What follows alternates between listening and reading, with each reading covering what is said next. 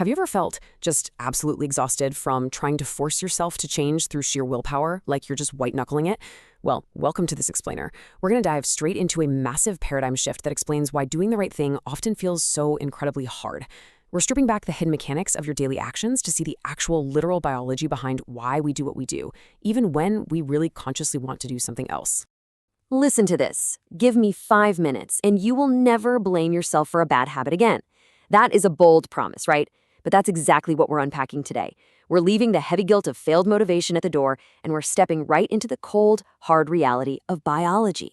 Because look, what we're talking about here isn't about conjuring up more motivation or, finding the perfect self-help mantra. It is pure biology. You probably think you choose your habits throughout the day, but honestly, you usually don't. Section The Willpower Trap. Why motivation fails you. We've all been there, right? You download one of those shiny new habit tracking apps, and it works great for about 3 days. You make this grand promise on Sunday night that Monday is going to be the day everything changes. And then bam, by Wednesday, you're right back where you started. Sound familiar? Well, here is the mismatch that's been tripping you up this whole time. You've literally been fighting the wrong opponent. Willpower, that lives in your thinking brain. But your habits, they don't live there anymore.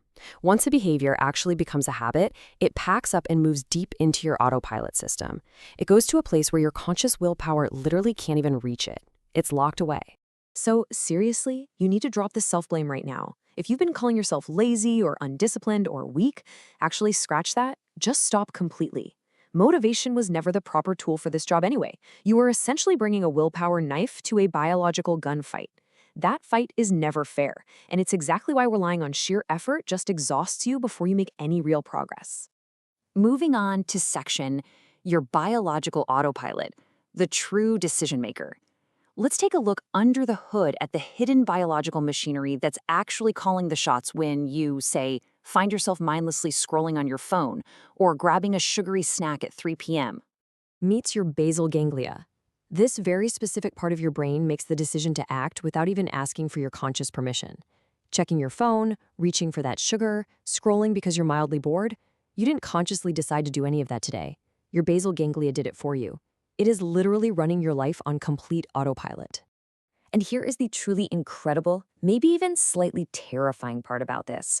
Once a habit is fully wired in, scientists can completely switch off the thinking part of your brain. And the habit? It still runs.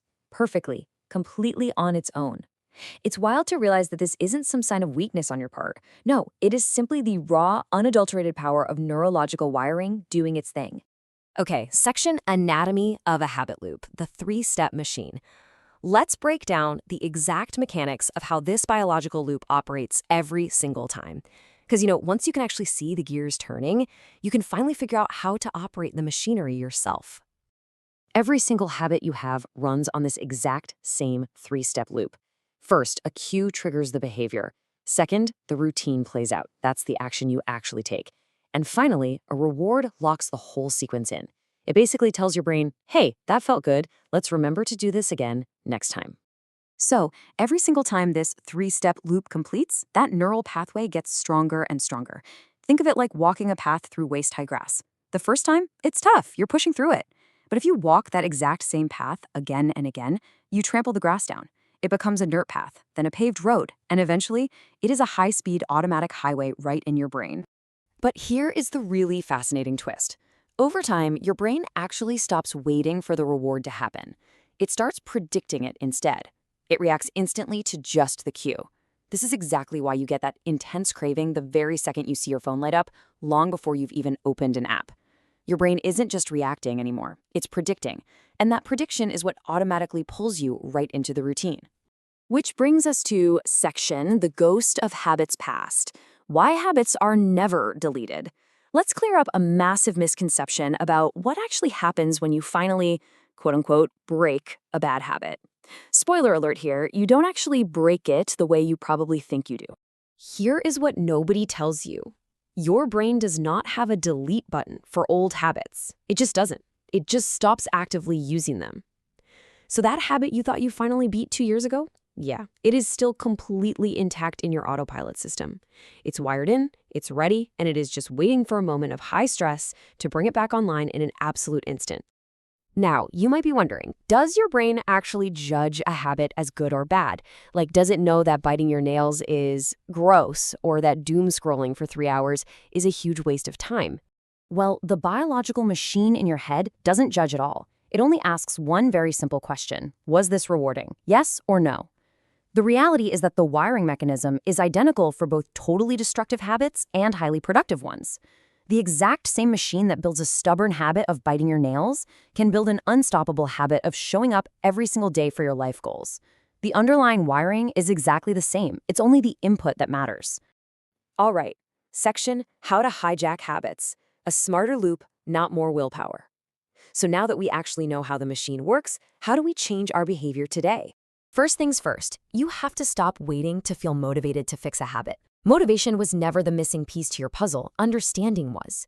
Since we know we literally cannot destroy the basal ganglia's machine, our only effective strategy is to outsmart it. You don't fight the loop, you hijack it with new instructions. And the shift here is beautifully simple. You keep the exact same cue, let's say feeling stressed out at work, and you keep the exact same reward, feeling a sense of relief or distraction, but you strictly replace the routine in the middle. So instead of reaching for your phone when you feel stressed to get relief, you drop and do 10 push-ups when you feel stressed to get relief. Same trigger, same payoff, entirely different action. You don't need a magical fresh start next week. You just need to apply a smarter loop the very next time your cue happens, which is today.